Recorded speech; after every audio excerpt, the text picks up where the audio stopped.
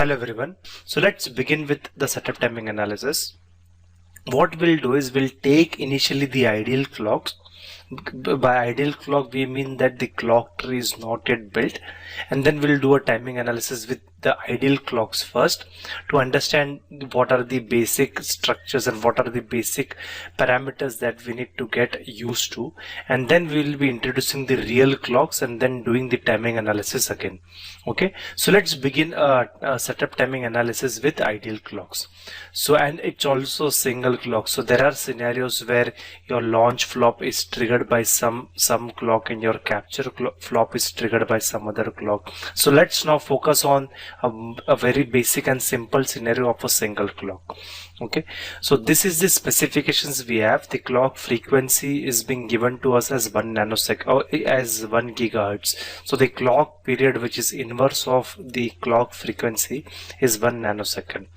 So we have this launch flop which is sitting over here, we have this capture flop which is sitting over here, and we have this combinational logic which is between the launch and the capture flop, and we have the clock network, which is in this case it's the ideal clock network. When ideal clock network we say that it's the clock tree is not yet built.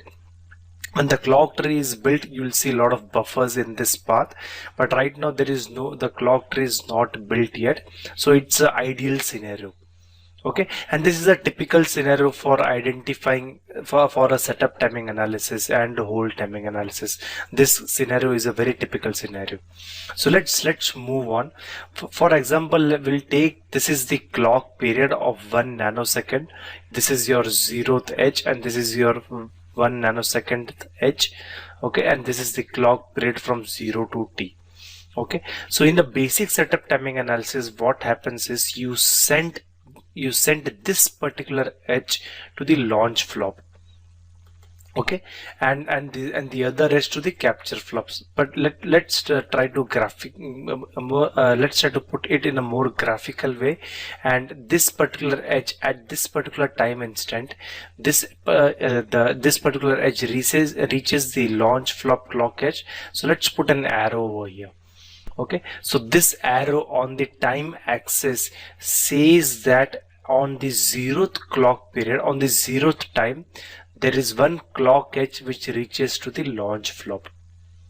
Okay, and on the tth time period, which is at 1 nanosecond, at t equal to 1 nanosecond, the second edge, the next edge just to this one, the second edge reaches the capture flop, and this is, let's put the arrow over here. So whatever analysis we have to do between 0 and t, that is between this, in this particular area. Okay, so with that said, let's assume that the combinational delay between the combinational logic has got a delay of theta. Okay, and the setup timing analysis says that if for this particular combinational logic to work, or for this particular circuit to work, your combinational delay, which is right from launch flop, the internal delay of the launch flop to and the combinational delay over here, that should be less than the time period. And it's pretty obvious, because if the combinational delay which is present over here exceeds the time period, for example it was t is equal to 1 nanosecond, and if your combinational delay is 1.5 nanosecond, for example, then your clock period has to be shifted to more right hand side. Your clock period will become 1.5 nanosecond, and your clock frequency will reduce from 1 gigahertz to 1 divided by 1.5, roughly around 700-800 megahertz. And the reason is, as you increase your time period, your frequency decreases. It's a inverse ratio over here. Okay, so that can't be allowed, because the system has been designed to work at 1 nanosecond or at 1 gigahertz. So any activity that is happening, or any combinational delay between the launch and the capture, should be happening within in a period which is less than 1 nanosecond, that is in a period which is less than t. Okay, so this is the first basic equation for setup time.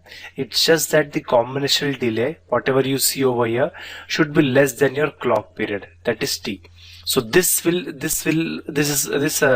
condition is enough to say that this system will work at 1 gigahertz. But now we have to introduce more and more practical scenarios into this. Okay, the first practical scenario is the flop itself. So let's open up this particular flop. When we open up this particular flop, you see some combinational circuit over here. So this flop, the box that you see over here, it has got several MOSFETs, it has got several logic gates inside it. It's not just a black box. There are a lot of gates inside it, and there are a lot of resistances and capacitances which are present inside the capture flop. So let's look into a more higher level thing of this particular flop, that is a structure which consists of two muxes. So this is the mux 1, this is the mux 2, and the way a flop works, it will be more clear from this particular timing graph. So when your clock is at 0, okay, your D input, whatever is present at the D input, or whatever is present at the D input, that reaches from this particular point till this particular point through this particular mux. So there is a delay associated with this particular transit of information. So your information moves from D to QM, and that takes an amount of delay which is equal to the delay of this mux 1, because this mux 1 is again built on various resistances, MOSFETs, PMOS, NMOS, and everything. Okay, so there is a finite delay that it takes for the D input to reach from this point to this point, and all this happens when your clock is equal to 0. And in this case, when your clock is equal to 0, the output is fed back to the input of the mux, and that is being driven. So basically output is not moved, your output doesn't changes. When does the change exactly happens? When your clock switches from logic 0 to logic 1. So when your clock switches from logic 0 to logic 1, you see a logic 1 over here. When you say logic 1, the output of this particular mux is now fed back to its input, and this particular data just rotates over here. But over here, when you feed a logic 1, your QM, the data which is present at QM, moves from QM to Q. So again, there is a second delay that is associated over here. So there is a mux 2 delay that it takes to reach from this point to this point.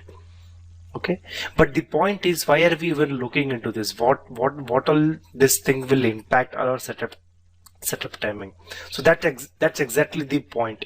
So the point is the mux 1 delay or the mux 2 delay, when there is a clock, when there is a logic 0 on the clock or logic 1 in the clock, that will actually affect, or that will actually restrict your combinational delay requirement. So initially we have seen that the combinational delay theta was supposed to be less than t, but now things will change. Why things will change? Let's see over here. So when you see there is an edge that is coming over here, for example, let's capture flop clock edge. Okay, so when the edge at the t clock period reaches at the clock port, the capture flop knows that it will need some finite amount of time for input that is coming at d to bring it somewhere at the center of the flop, to bring it somewhere over here. Okay, so the capture flop is aware of that. It is aware that it will need some finite amount of time, which is mux 1, which is a delay of mux 1, for whatever input which comes at D to settle it properly at the center. So as a result of that amount of time has to be subtracted from the complete clock period T. So initially, if the complete clock period T was available, we'll bring it over here. Initially, if the complete time period T was available for combinational delay to settle, now the time period gets reduced because there is some amount of time before T that is needed by the capture flop for the input which is present over here to settle at the center of the flop, which is the mux 1 delay. So that is the mux 1 delay. and that Mux1 delay is referred to as setup time, which is mentioned over here. So let's put some setup time. So there is some finite amount of time which is required for the D input to settle from this point to the center of the flop, and that amount of time is referred to as setup time. So now your clock, so if the combinational delay lies somewhere at this particular point, basically somewhere before this one, so the capture flop has got enough time to bring the data which is present at this point, which is present at the D pin, to the center of the flop. It has got enough time. That is basically is called as the setup time. It's called the flop setup time. So now your equation changes to the combinational delay requirement now comes. Initially it was combinational delay should be less than T. Now it should be less than T minus S. It should be less than T minus S, where S is the amount of time required by the capture flop to settle the information which is present at D somewhere at the center of the flop, which is the Mux1 delay. Okay, so so we have brought one more practical scenario over here. So let's take an example. For example, if T was 1 nanosecond and let's say it takes only 10 picosecond of delay, let's say we are at a very advanced node and the capture flop takes only 10 picoseconds, so your combinational delay should be less than 1 nanosecond minus 0.01 nanosecond, which is 0.99 nanoseconds. So combinational delay should be less than 0.99 nanosecond. This will ensure that your system will definitely work at 1 gigahertz. Okay, so this was the first level of practical scenario that we brought into the picture. There are more levels of practical scenario that will be coming into the picture, but since I'm already running out of time, let's try to bring all those practical scenarios in the next video. Thank you.